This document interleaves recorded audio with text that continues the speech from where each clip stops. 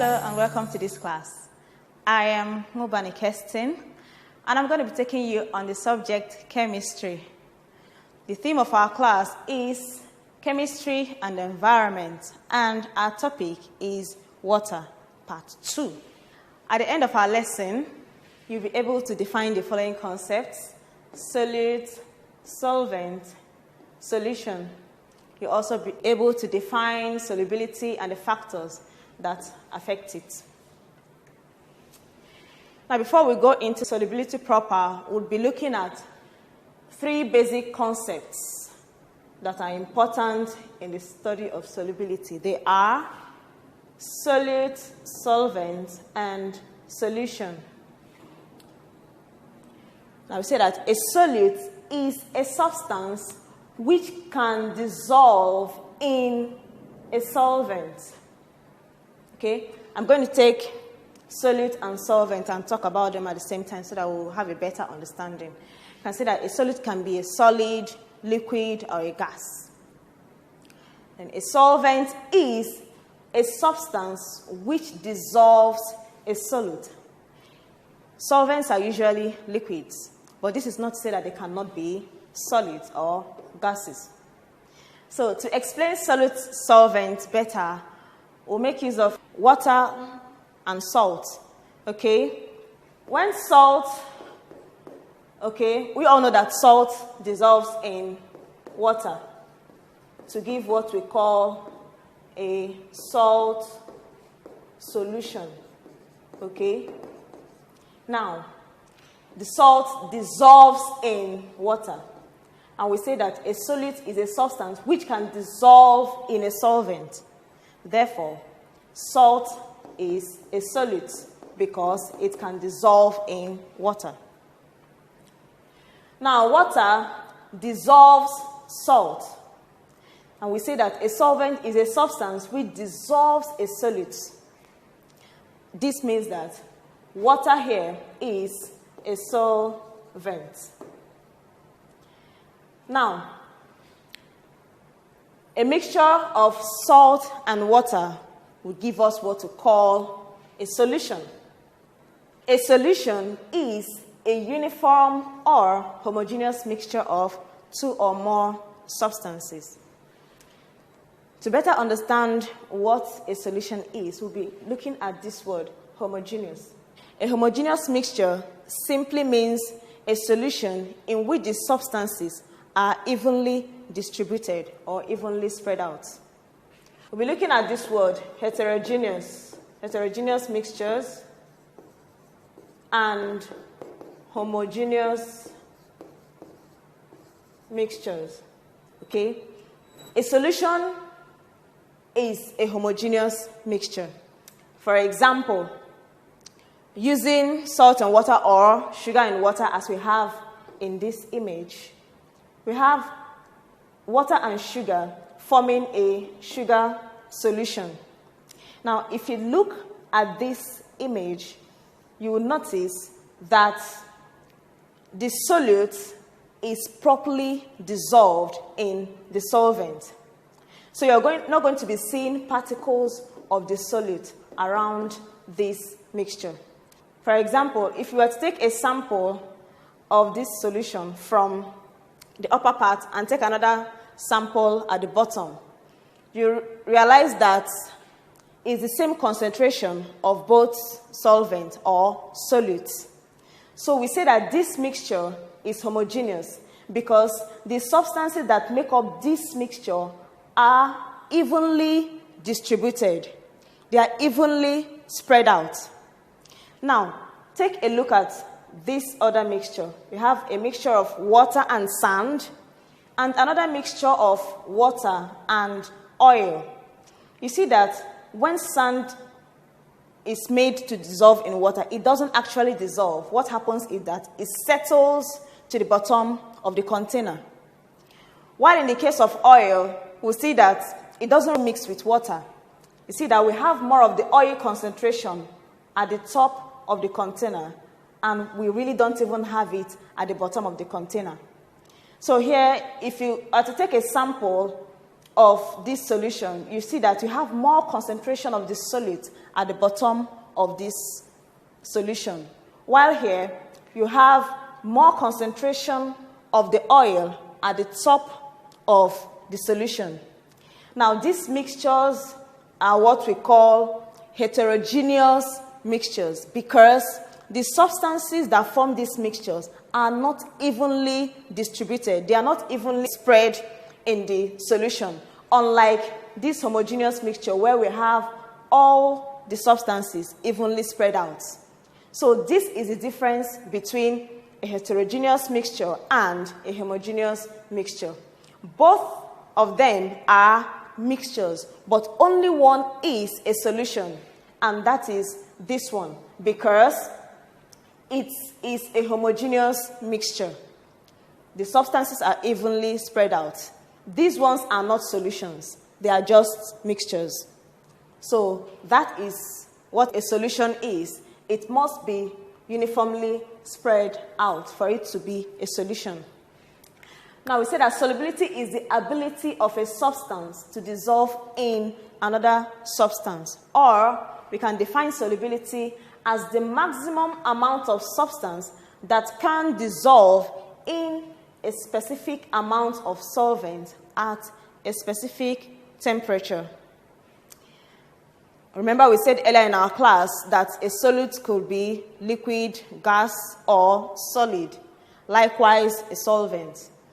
Here we have examples of solids, liquid, and gases that can form solution. Here we have solid forming a solution with a liquid. Example, sugar water solution, salt water solution. We can also have liquid dissolving in liquid. For example, ethyl alcohol in water. Okay, this is an example of where a liquid is a solute and a liquid is also a solvent. We can also have instance where the solute is a gas and the solvent is a liquid. For example, carbon dioxide in water. Carbon dioxide is a gas that easily or readily dissolves in water. Now we're going to be looking at the solubility of different substances. Different substances have different ways they dissolve in other substances. As we saw in the previous example, sugar and salt dissolve in water at a specific rate than oil and sand. So we are going to be looking at the solubility of some substances. Water is a universal solvent, and that is why most substances can dissolve in it.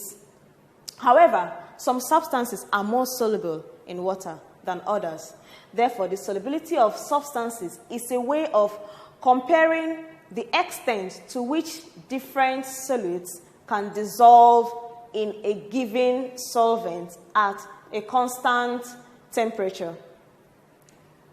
Now, to better talk about the solubility of different substances, we are going to be looking at another important concept known as saturated solution.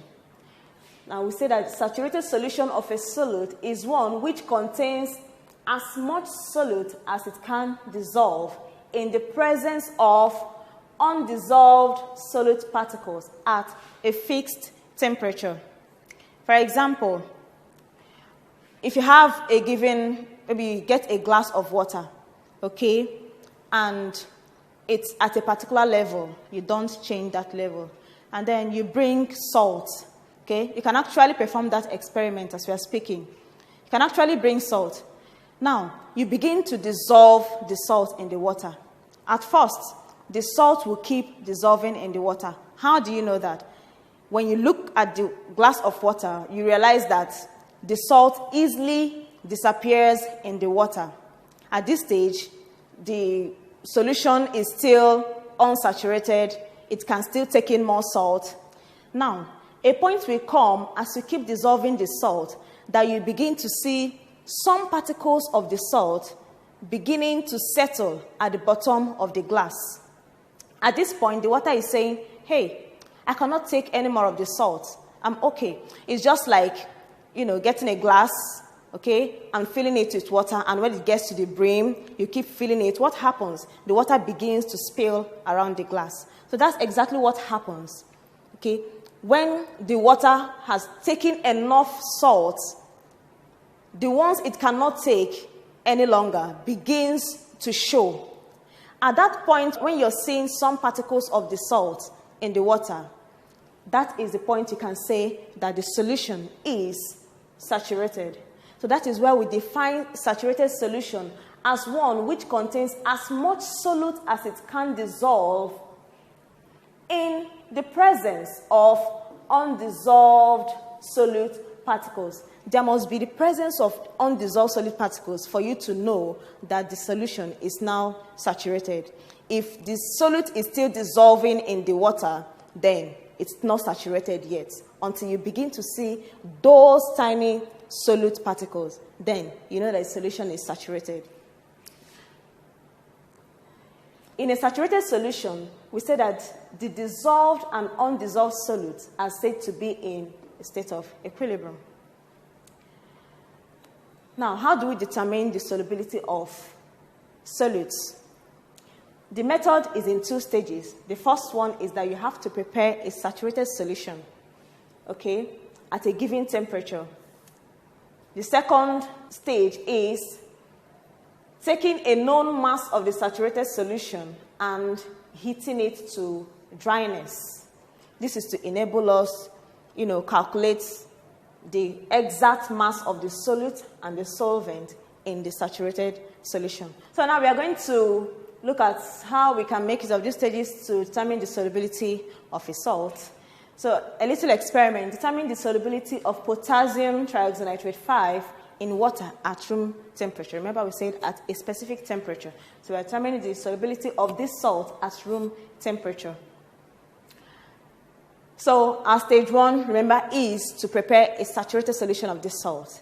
So we add excess potassium trioxynitrate 5 crystals to have a boiling tube of distilled water. Now we're going to stir this for some time until no more of the salt can dissolve. After this, we filter the solution. The filtrate obtained is now the saturated solution of this salt at the existing room temperature. Then the next stage is you weigh an evaporating dish. This is an evaporating dish. You have to weigh it first. Then pour some of the filtrate into the weighed dish and weigh it again so that you can get the mass of the filtrate. Having done this, the next thing is you heat this solution to dryness on a water bath. It's something that looks like this. You're heating it. Our source of heat here is the Bunsen burner. And then here is our evaporating dish with our saturated solution inside. And here is the water bath. So you heat this solution until it is dry, meaning that all the water would be evaporated.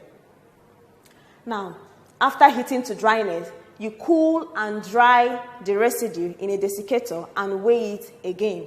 When you're done heating to dryness, of course, you have to bring down this evaporating dish and cool it in this apparatus known as what? A desiccator. After it's cooled and dried, the next thing is to weigh the mass of the dry solid. Having conducted that experiment, the next thing is to find the mass of the solvent that was evaporated, hence the amount of solute that dissolved in that specific amount of solvent. And the result of our specimen is as follows. So we have mass of the saturated solution, the filtrate we had, remember, before we heat it in an evaporating dish. The mass that was experimentally gotten to be 55.27 grams. Now, the mass of the solvent that evaporated was gotten at 43.40 grams. Mass of the dry residue, obviously, would be mass of saturated solution minus mass of the solvent evaporated. And when you minus 43.40 from 55.27, what we'll have is 11.87 grams. Now, to get the molarity of this salt, we usually say the given mass of the substance over the molar mass. So, the given mass here is 11.87 divided by the molar mass of this salt. So we have 11.87 divided 101, and this is going to give us 0.118 moles. Now, 1 gram of water would give us 1 cm cube of water. Therefore, for the 3 grams or cm cube of water is saturated by this number of moles, 0.118 moles of the salt. This means that 1,000 cm cube of water will be saturated by 1,000 times 0.118 divide 43.4. And this will give us 2.7 moles of the salt. Therefore, the solubility of potassium trinitrate 5 in water at room temperature is 2.7 moles per dm cube. So this is a simple way we can determine the solubility of a salt. Now, there are factors that affect how substances can dissolve in other substances. These factors are primarily temperature and pressure. Temperature. Temperature affects the solubility of solids and gases. The solubility of most solid solids will increase with a rise in temperature. For example, remember the salt water solution we talked about earlier, how that when you keep adding the salt particles, a time would come when it will no longer be able to dissolve in the water and you begin to see some of the particles, right? Okay, now if you were to apply heat on that same solution, what happens is that those undissolved salt particles will begin to dissolve. Okay? Now, if you keep applying heat, the truth is that you can actually keep adding more and more of that salt particle, and it will keep dissolving in the presence of increased heat. But then, if you were to remove that container from the source of heat and allow it to cool, what will happen is that those same salt particles that were able to dissolve in the water would come out from that solution as crystals. You begin to see them again. So, an increase in temperature of the solution would cause more of these solid particles to dissolve in it, while if you decrease temperature, the solid particles will crystallize out. So that is why we say that. That's why we say that the solubility of most solid solids will increase with a rise in temperature. So for gases, the reverse is the case. Actually, an increase in temperature will cause a decrease in the solubility of most gases. Remember, for solids, we say that an increase in temperature causes an increase in the solubility of the solids. But for gases, if you're increasing temperature, then their solubility is decreasing. And it's just because of the simple fact that gases in the presence of heat tend to go further apart and break away from whatever substance or solution in which they are. So you can say that the solubility of gases is inversely proportional to temperature, being that an increase in temperature will cause a decrease in the solubility of gases, while a decrease in temperature would cause an increase in the solubility of gases. Just a few gases have an exception to this. Example, the hydrogen chloride gas. Now, pressure. We'll look at how pressure affects solubility of substances. But then, pressure only affects the solubility of gases.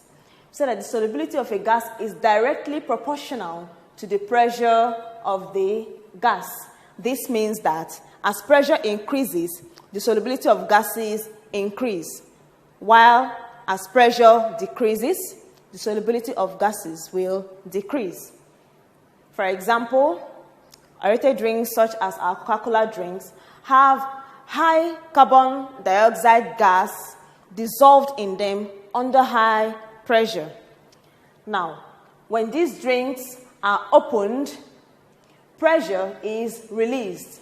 That is, there is a decrease in pressure now, and the dissolved gases escape as bubbles of carbon dioxide.